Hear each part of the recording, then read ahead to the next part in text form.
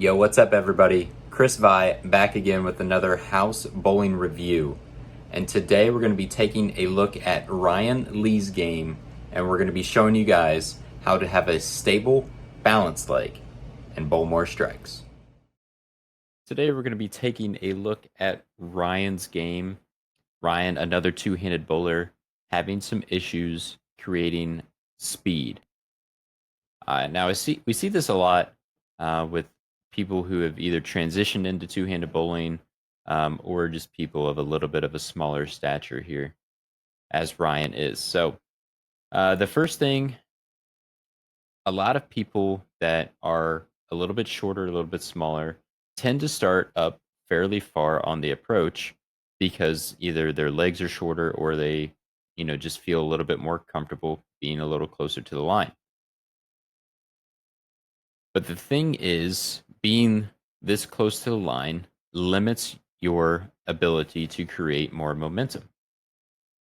Now, people with slower ball speed, as Ryan has, need to scoot back on the approach a little bit.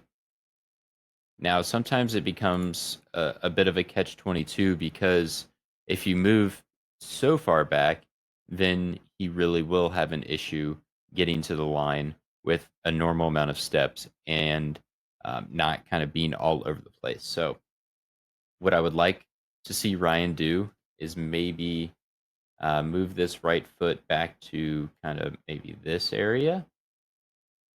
Maybe that's probably pretty close to a full step back for him, maybe a little bit less. But I would like to see him move back, maybe have the point of this toe, maybe have the point of that toe even with these dots.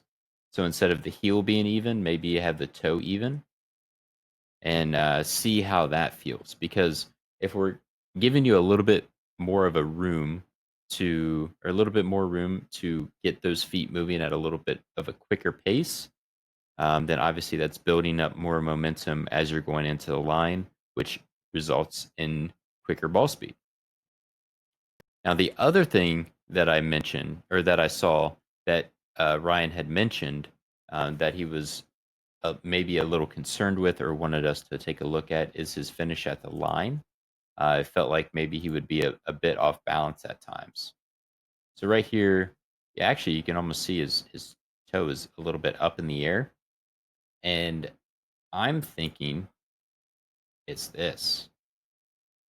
This leg being kicked up, I think, is more of an issue than he was talking about his head being too far in front of his foot, which really isn't possible, especially with this toe being in the air. Your toe is in the air. I mean, you really can't be too far forward, or else it would be the opposite to where your heel would be in the air because you're leaning too far forward. Um, I think this is also hindering some of his momentum because when this leg goes up, you can see if you watch his body kind of goes up along with it a little bit, kind of has that extra little head nod as he's going down into the shot. And I think a lot of that force is actually going upward rather than having it go out onto the lane. So if we could get this leg right here, like this is where we want to get that leg to stay. So it gets back into the correct position. Like this is really, really good. Like right here, take this screenshot. This is what you want as your finishing position. This is really good. Now we just need to eliminate this part of it and have it go straight to what we just saw. Okay. So have it go straight to here rather than have that leg really kick up and having that the little extra head bob, because that head bob, and you're in a really good position here. Now, if you can keep that same angle and really drive into the line, and not have your head almost like comes back towards the camera a little bit, and then that leg really popping up. Those are both kind of staggering or deafening the momentum that you've built.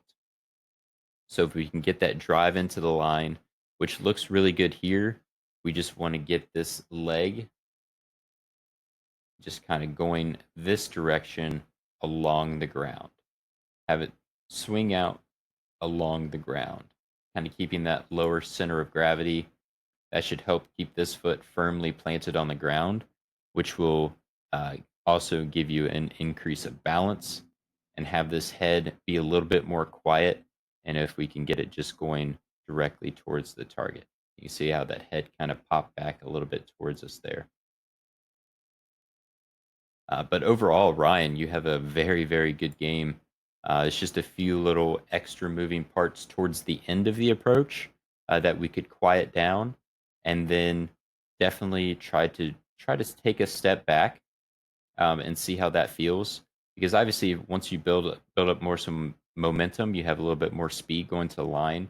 You will slide a little bit further. Now, I'm not saying you're gonna add a foot to your slide or anything like that, but that will also help kind of create some of the, or take up some of that space that you feel like you have to take so much longer steps because you need to get to the foul line. The body's pretty cool, and the fact that the mind will basically adjust your body to finish to the line. If I'm moving up on the approach, I don't tell my body, okay, each step has to be a little bit shorter because we're closer to the line. The body just kind of naturally adjusts to, it sees where the foul line is, it knows where your feet are, and it will kind of adjust itself to kind of get you back into this similar position. So definitely work on taking the step back here, seeing how that feels, and then working on quieting the position here. I would probably put my priority on the finishing position for right now, because if you're trying to change both of those, if something starts going off, you don't really know which one it is.